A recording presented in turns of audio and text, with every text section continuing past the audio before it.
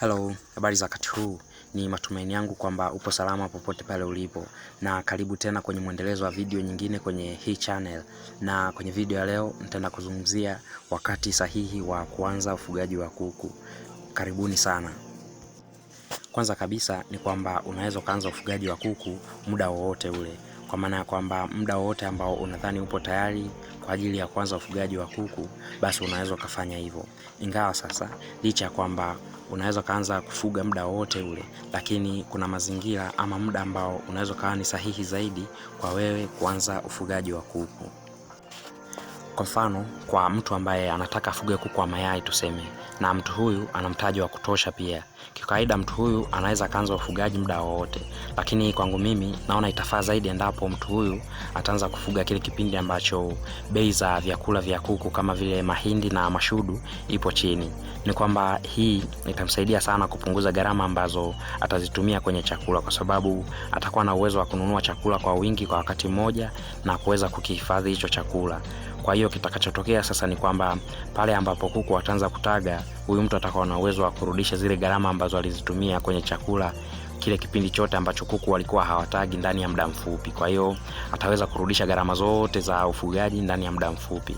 Na mbali na hapo, nadhani pia kwa mtu huyu muda ambao utafaa zaidi kwa yeye kuanza ufugaji ni ule muda ambao anakuwa na uhakika wa soko, kwamba ana uhakika kwamba hawa kuku wakishaanza kutaga atauza wapi hayo mayai. Kwa sababu nadhani wote tunajua kwamba kwenye ufugaji wa hawa kuku wa mayai, ili mtu uweze kufanikiwa zaidi ni kwamba ni lazima uwe na uwezo wa kuyatoa mayai yako ndani ya muda pale ambapo mayai yanakuwa yameshatagwa. Kwa hiyo hii inakuwa inakusaidia kwamba unakuwa na uwezo wa kupata faida yako mapema, lakini pia unakuwa na uwezo wa kuwafanya hawa kuku wawe na uwezo wa kujihudumia. Kwa hiyo hicho ndio kitu cha msingi, kwamba kwa mtu anayetaka kufuga kuku wa mayai aanze kufuga kile kipindi ambacho bei za vyakula zipo chini, lakini pia aanze kufuga kipindi ambacho ana uhakika wa soko la mayai, kwamba mayai atayauza wapi.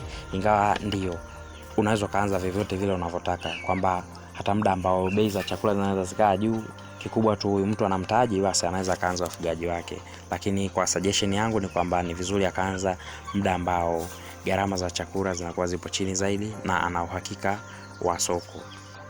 Lakini pia kwa mtu ambaye anataka afuge kuku wa nyama, naamini muda sahihi zaidi kwa yeye kuanza ufugaji ni pale tu ambapo atakuwa na uhakika wa soko la hao kuku atakao wafuga.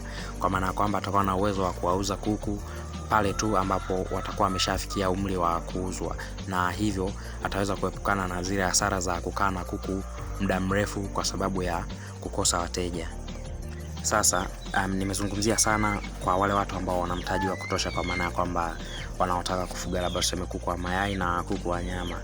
Lakini je, vipi sasa kuhusu sisi wafugaji ambao ni wadogo na kimsingi hatuna mtaji wa kutosha?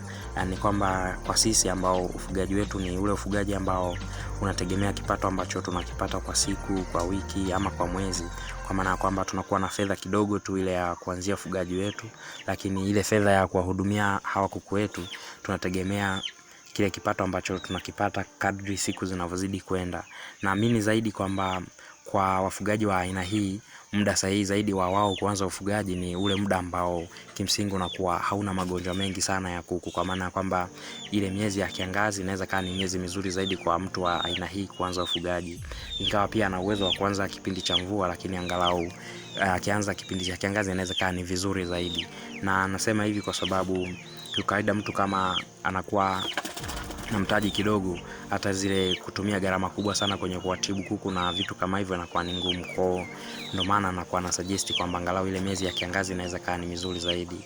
Na kwa mtu huyu siwezi nikazungumzia kuhusiana na ile miezi ambayo bei ya vyakula inakuwa chini, kwa sababu bei inaweza kaa chini lakini pia bado hana uwezo wa kuweza kununua chakula na kukihifadhi. Kwa hiyo yes, mtu wa aina hii ni vizuri zaidi akaanza ufugaji kipindi ambacho kitaweza kikaa ni kipindi rahisi zaidi kwa yeye kwanza huo ufugaji, ambacho ni kipindi cha kiangazi. Na ikumbuke kwamba kabla hujaanza ufugaji wa kuku ni lazima uandae mazingira mazuri ya ufugaji wa kuku, kwa maana kwamba maandalizi ya banda, vifaa vya chakula na maji, ujuzi wa namna ya kufuga kuku, lakini pia lazima ujue aina ya kuku utakaowafuga kama nilivyozungumza kwenye hii video inayoonekana hapo juu. Na kwa leo nimeandaa hicho tu. Usisahau kuandika comment yako hapo chini na utuambie una mtazamo gani kuhusu muda sahihi wa kuanza ufugaji wa kuku. Nadhani tutaonana kwenye video inayokuja. Yes, mimi naitwa Edgar. Peace out.